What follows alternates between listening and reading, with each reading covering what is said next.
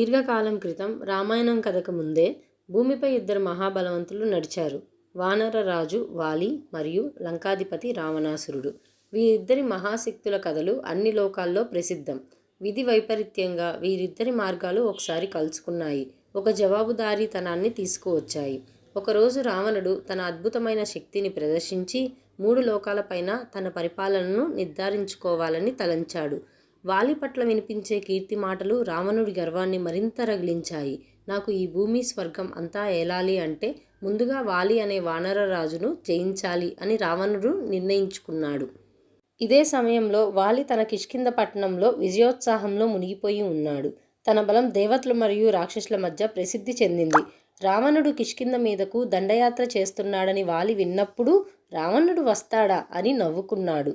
రావణుడు కిష్కింధ గడపలకు చేరుకున్నాడు. రావణుడు వాలి తన ఎదుటకు రావాలని అతను సందేశం పంపాడు. కానీ వాలి పోరాటానికి ఎప్పుడూ సిద్ధంగా ఉండే శక్తివంతుడు. కొంచెం ఆలోచన లేకుండా రావణుడి నగర ద్వారాల్లోనే ఎదుర్కొన్నాడు. లంకరాజా రావణ, అన్నాడు వాలి, నీ అహంకార గురించి చాలా విన్నాను. కానీ అడవులు ఎవరికీ తలొగ్గవు. మరి ఏమి చేస్తావు? రావణుడు 10 తలలతో నవ్వుతూ, నీ బలం గురించి కూడా వినిపించింది. కానీ ఈరోజు నువ్వు నా ముందు తల వంచుతావు.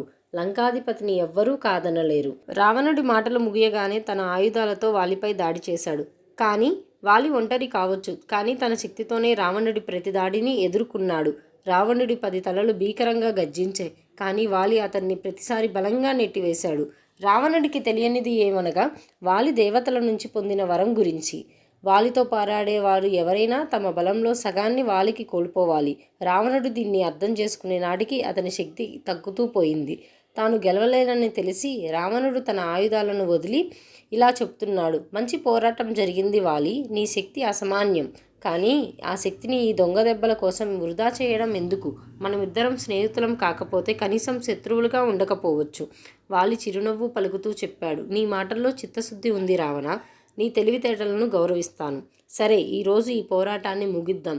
కానీ గుర్తుంచుకో, కిష్కింధ ఎప్పుడూ ఎవరికీ తల వంచదు.